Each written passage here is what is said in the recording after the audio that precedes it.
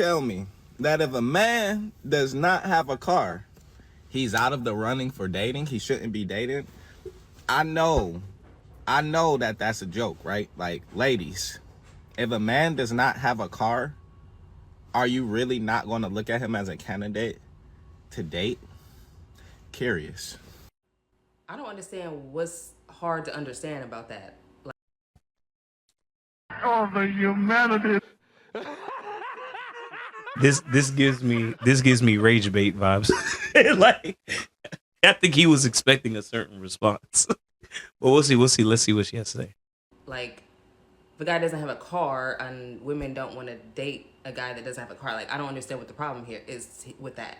Because you know what I really find funny about a lot of men, the way they think. I'm not saying all men, but a lot of guys, especially nowadays in this Western world, it's like y'all they don't want women to have any kind of standards, right? Dude shouldn't have to have a car. He shouldn't have to look a certain way. He shouldn't make any certain amount of money. He shouldn't have any ambitions. Like, you don't want us to have no standards. But then when shit hits the fan, you gonna say, "Oh, well, you should have chose better. You chose wrong. You knew the nigga was broke. You knew Touche, pussycat. the nigga didn't have shit. He knew he didn't have no get up about himself, and you fucked him anyway. You chose him anyway." That's what y'all gonna say, right? When shit hits the fan and it don't work out, or when when he's financially abusing her because he doesn't have anything, he doesn't have any motivation or any get up. I'm not saying just because you ain't got no car that means that you ain't got no motivation in life in general. Women have a right to have standards, especially if you a grown ass man. How old are we talking here? You 30, 40, 50 years old and you still can't afford a car?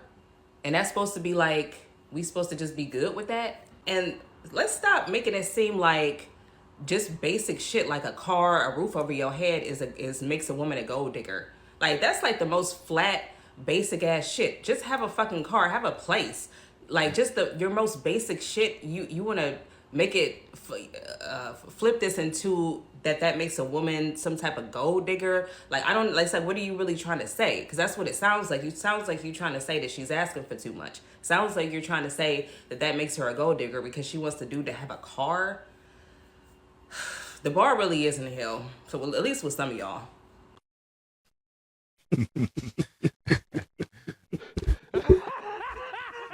Well, I don't know what else to say. I don't know what else to say. I guess I'll let y'all cook on that first. Well, I'm not gonna lie, she does have a point, but this is gonna be a certain context that's added to it. Now, if they were like in their high school, like early 20s, like in college type of level, then I could understand that, her being like he doesn't have a car, it would be a problem.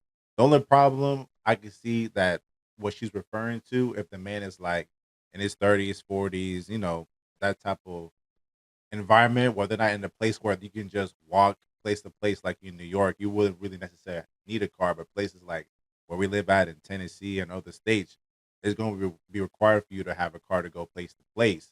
So that I can understand why she wouldn't really want to deal with him per se, because it's going to be a hassle trying to get together in certain places when they go out to dates or like certain situations when they want to see each other. Then I can understand where it would be some type of discrepancy whether or not a woman will want to date you. Personally, I don't think I would be trying to date if I didn't have my own transportation. I think if you're already in a relationship and that situation happens, then that's a totally different story. I think you should stick with your partner, but being without a car is a lot of problems in itself, so I probably wouldn't date. But she isn't necessarily far off with what she's saying. It's just her approach more so is what was throwing me off a little bit. It's not that she's not saying stuff that makes sense. And then that little gold digger comment she made, I mean, a lot of them are gold diggers because they want to, I mean, they really just want to come in and sit at the house and do basic shit that you learned to do as a child, doing chores, and say it's, you know what I'm saying, that they're benefiting the house. They're bringing something to the table. Correct, that's not, I mean, come on now. Well, like you guys really took the points on that one, man. I mean, Only thing I can really say is, yeah, I agree. Like she's absolutely correct. Like if you, both man or woman, if you struggling like that, depending on where you live, if you like require a car, then yeah, your priority should be focused on getting that transportation first before you focus on dating. Now I know people are gonna feel like that's so superficial because what about if they're the right person for you? Well, the right person for me has a car. You know what I'm saying? Like let's be real. If they're the right person, mentally, spiritually, physically, whatever the case is, they probably have the means to get that. Now, could they be down on bad times? You know, like I mean, on hard times where they probably, you know, gotten a bad wreck, or in some cases, I have met people who can't drive. I met people who literally have a condition that does not allow them to drive. You know what I'm saying? So at that point, that's more of like a disability. See, now we're going into another type of territory in this conversation. But there are people who I know who literally cannot drive. Like they have a fear or phobia of driving or something. And I know a man and a woman who has this who have these conditions and whatever. So it really just depends, man. I mean, people can see it as materialistic, but like you guys said, it's a very fair point. I think it's fair that people have certain standards, but like you said, context is important because today, especially in our area, it's like they want way more than they bring. Mm-hmm. That's the issue. We're not saying that, you know, people, you know, can't make the cut when it comes to certain things. It's just that if you go online and you see what they be talking about, what their standards are, we be looking at them like, bruh. Oh my like, no, bruh. Oh my Those standards are not real at all. So in this case, I'll give her the W, man. She executed it really well. I'll say that. But other than that, let's get to the next one. How about this? I understand this. So Cheryl Lee Ralph, the fabulous, told People magazine that the secrets to her happy 19-year marriage, which includes living about 2,400 miles away from her husband, Pennsylvania Insane. State Senator Vincent Hughes. Take a look. He has his own life. I have my own life. He has his own real career. I have my own real career. We also live in separate places. When I go to see him, love to see him. When it's time to leave, bye-bye, see you soon. I'm telling you, life is good. And then fake smiles and laughs, man, it's crazy. It works for her. She's got it figured out. How old is this woman anyway? She like she in her 50s or Yeah, 60s. she old. She used to be a thing back in the day. Okay, this makes sense. Oh, this definitely works. Yeah. That makes sense. Yeah. And she's thriving. Her career is just on. I met just my husband in skyrocketing. 1982. We didn't move in till after like 2001. Yeah. Because you And know you you didn't like marry to. him till- I didn't. How was your wedding night? 2011.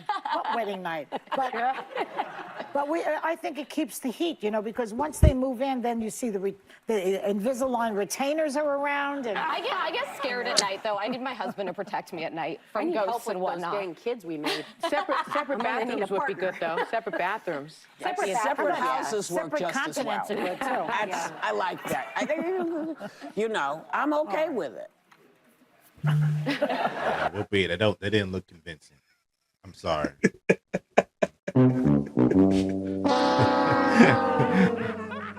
Yo, Table full of nonsense. I say you go. Yeah, go ahead. Go ahead, Chris. Yeah, I mean, that was very corny. I mean, it seemed like they were just going all over the place, but like he said, it's not very convincing. Personally, me, I have people in my family who live like this, who live in separate bedrooms, or they've been married for a long time and they can stay away from each other in the same house. Now, having separate houses, that's just, bruh, I don't know what else to say. It's just like I don't know what else to say. I don't know. That's a bit strange to me. Like I see. It took me like if you guys know, like me and my friend, we had a discourse about living in separate bedrooms before.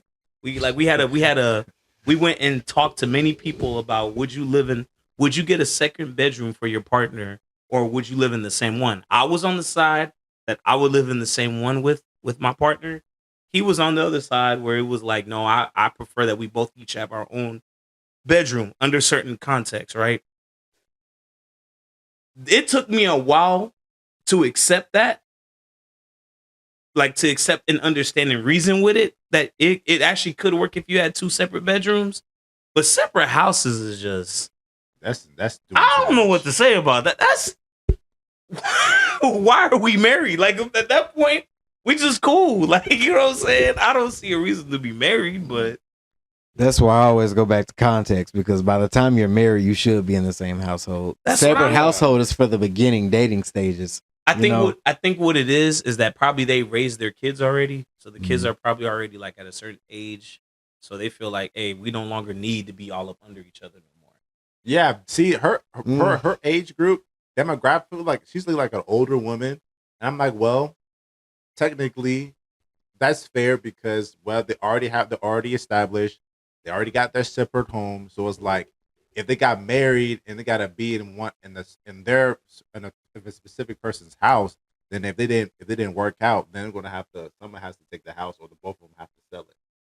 So in that context, I'd be like, well, that's fine, but if you're like in the younger stages, like in your 20s and 30s, I wouldn't even suggest even doing that. It's just weird. Then if you guys have kids, you got to go to your mom's house or your dad's house. They're like almost like they're divorced, but they're not. But divorced, they're together. they're still married. Yeah, It's just I don't know. They're just doing too much. I don't know. And I mean, in the new era, I mean, anything's possible. Anything's possible, bro. I mean, at this point, it's just like we just do what we want out here, bro. Like, Your thoughts ain't my thoughts. The era we in, with distance comes infidelity. correct. So I mean, we got to be real. With distance comes a lot of that, and this 90% is gonna happen. It could create the suspicion, indeed. Yeah. I mean, I don't know. Y'all let us know in the comments what y'all think about it, but I don't know. I can't get with it, me personally. I can't get with it. But if it works for somebody else, like what you explained, then hey, all power to you. But me personally, I don't know if I would be married to somebody like that. I'm not saying I can't be cool with somebody like that, but be married to them, I don't know about that.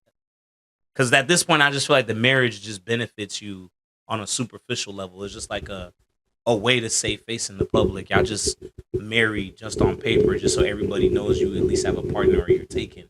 You're not just out here just open and hey, you taking anybody. Even though, like you said, still creates room for infidelity behind the scenes. More like a fashion. Correct the mundo. That's all I had to say.